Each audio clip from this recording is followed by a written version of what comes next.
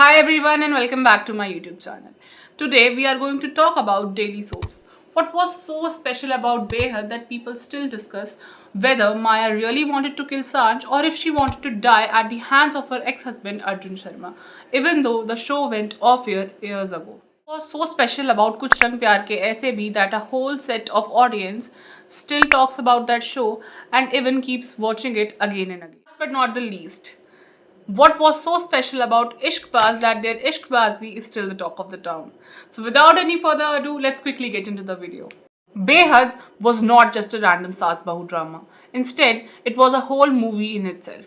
A story that showed us how a person who has gone through something really bad in their life can end up becoming a bad person if their mental health has completely gone for a toss. Maya had a traumatic childhood. Her parents didn't give her the love and care that she deserved. Her dad tortured her, and on top of it, her mother would never really care. On the other hand, when she meets Arjun and falls for him, she realizes that he loves her and truly cares for her. But because she was never loved by anybody in her life, she didn't want to lose Arjun and went way too far, which made Arjun step away from her. Now I know a lot of you will debate that Sanj was no less. Well, I agree, but that's not the point of this whole video.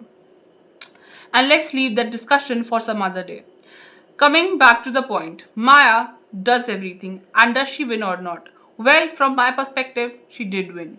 And I kid you not, I am still not over Maya Mehrotra. I just loved Behad so much because of that particular character. The creators nailed it with the looks, the casting, and of course, the soul of the serial, its storyline.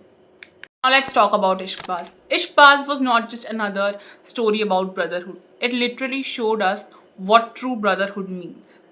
If Rudra and Omkara didn't have a father figure in their life, I mean their father was alive but never present in their life, Shivai would give them all his love. While on the other hand, when Shivai couldn't really come out of his dilemma that lineage, blood and status don't really matter and what truly matters is your love for a person, and if you love a person, you should accept them all by heart and not really judge them by their lineage or status. His brothers made efforts and did everything possible that would make their brother realize that he was wrong. They would always prefer Anika over Tia because they knew that Shivai had a thing for her. Also, the way the makers made sure that all three male leads and female leads must be given the same amount of screen time and must have individuality, the way they showed the love between all three female leads who were the wives of the respective male leads, and the way all the love stories were shown, it was all a dream. It resonated with the audience. Hear me out. It's not mandatory that the audience would always resonate with the daily soap. It's about the storyline. Something different, something unique that attracts people. Nobody wants to be Maya Mehrotra in real life, but they would love to watch a character like that. Nobody wants to be Viraj Dobriyal from Saubhagyavati Bhava, but they would love to watch a character like that on screen. Either way, it would be great to see Maya and Viraj together. Boom, fireworks. Makers, what are you waiting for? Just do it. It's a blockbuster. Now let's talk a bit about Kuch Rang Pyar Ke Aise Bhi. It was actually a grounded story. A story where Ishwari, mother of Devrat Dikshit, is really protective of him. And she becomes so blind in attachment for her son that she doesn't realize that she is ruining his life. And Dev, on the other hand, is not able to make a dialogue or a bridge between the most important women in his life, Ishwari, his mother, and Sonakshi, his wife. Now, this is something to which a lot of people can relate. Mind you, all these shows I'm talking about are almost a decade old now. Still, people revisit them again and again. What's so special about them that they drive people back to them again and again? All these storylines had something to offer. It was not the usual Saas Bahu drama or the usual perception of how women are supposed to be when they get married. It wasn't all of that. They had something different to offer, and that's why people still watch them. Maya was independent. Anika had her self-respect intact. Same goes for Bhavya, Gauri and Sonakshi. Each one of them had their own individuality and they did not try to mix up with their in-laws to please them. Rather, they tried to make a genuine relationship while keeping their own individuality and self-respect intact. Regardless of how women do in Saas Bahu serials, these female leads raise their voice against the wrongs. Obviously, Maya was different, but even she tried her best. But then Arjun's mother had different plans. Look at daily soaps that we often get served on the plate. Most of them are about a devoted wife and a daughter-in-law who will go to any extent for her family, regardless of whether her family acknowledges her presence or her efforts.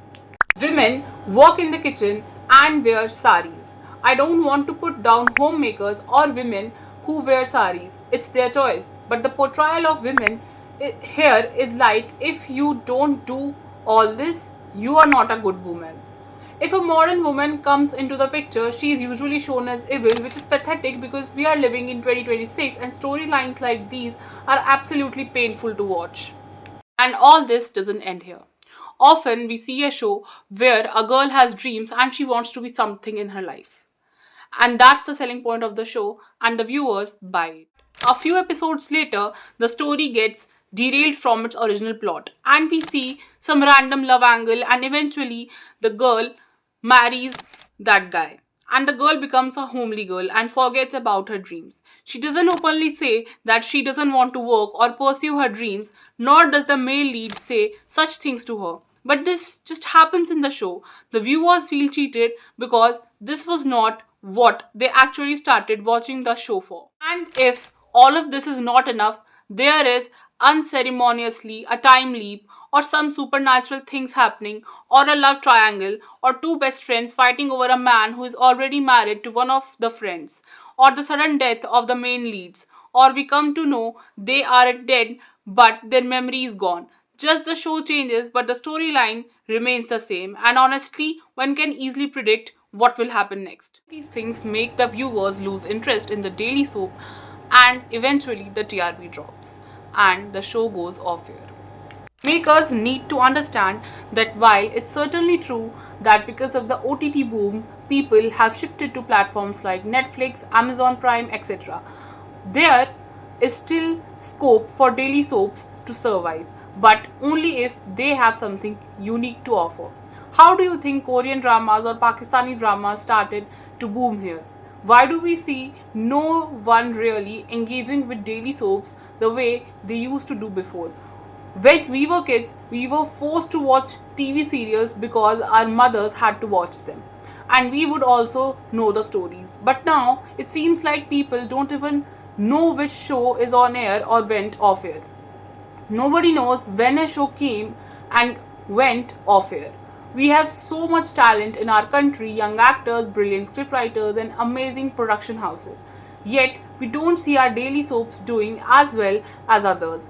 And all this is because of following that same blueprint that has been followed since ages.